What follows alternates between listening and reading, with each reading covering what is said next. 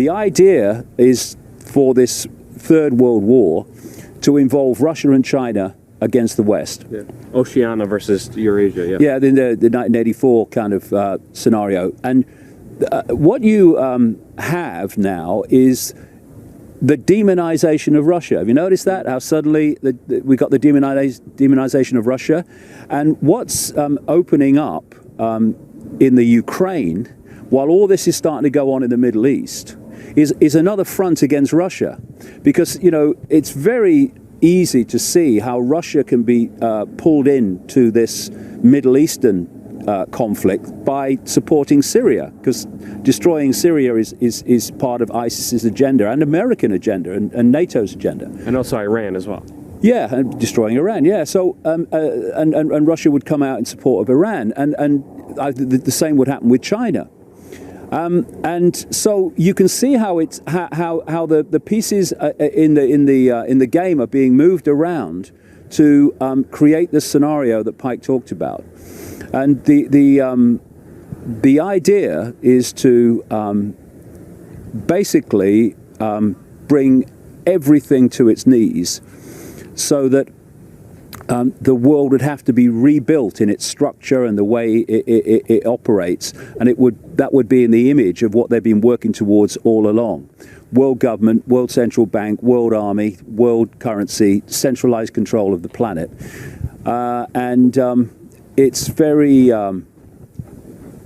easy to see with current events how it's moving in that direction, and we need to understand what the goals are, to understand what the moves towards that goal are. And when you look at it from this perspective, what is happening in the Middle East is not random. None of it's been random. Libya's not been random. Syria's not been random. None of it. And ISIS certainly isn't random. It's part of this long-term plan to take over the world by creating enormous chaos to which they can offer the order out of the chaos, their order, their new world order. Problem, reaction, solution, order out of chaos. You know, they set up the problem, U.S. funds with NATO, Saudi Arabia, Qatar, ISIS in Syria to go after Assad.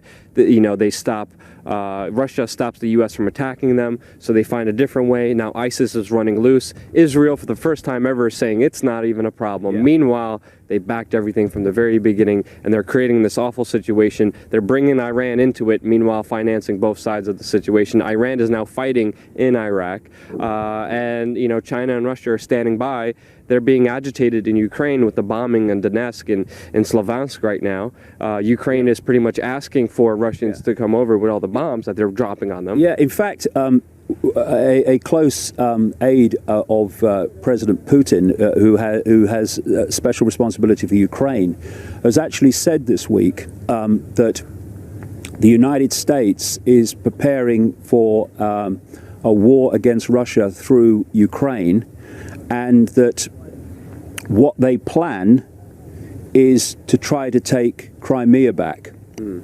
Now, you can have the odd bit of terrorism and bad things happen in Ukraine to Russian supporting people, and Putin can stay back and hold his fire because he knows what they're trying to manipulate him into. But if they try to take Crimea back, Putin's ego and Putin's pride will no way, I would strongly suspect, allow him just to let them do it. Exactly. And therefore, that if they try to take Crimea back, then what you're looking at is a war, or a calculated war against Russia. Yeah. And if you start a front against Russia on its borders, and then all this stuff going on in the Middle East, you are diluting Russia's impact on what's happening in the Middle East. Yeah. And it's all a setup. And when you have Saudi Arabia and Qatar, who are 51st states of the United States, there are many of those, mind, funding this ISIS and funding this terrorism, while the Americans, who could tell them to stop any time, are saying, are condemning the very terrorism that their 51st states are supporting, well, the picture's so bloody obvious. It's a setup, and it's a setup to attempt to trigger World War III. And that's why you see Russia trying to back their economy with gold. That's why they're making better business relations with China. They're selling oil to each other right now, and they're moving away from all this. Yeah. But Putin's ego is very strong. They could provoke him, and you don't know how Putin will respond. That's what they were discussing at the Bilderberg meeting just a few weeks ago, when it came out that they were discussing if they should raise the NATO defense budget. What should they do in Ukraine, and how can we understand Putin? How can we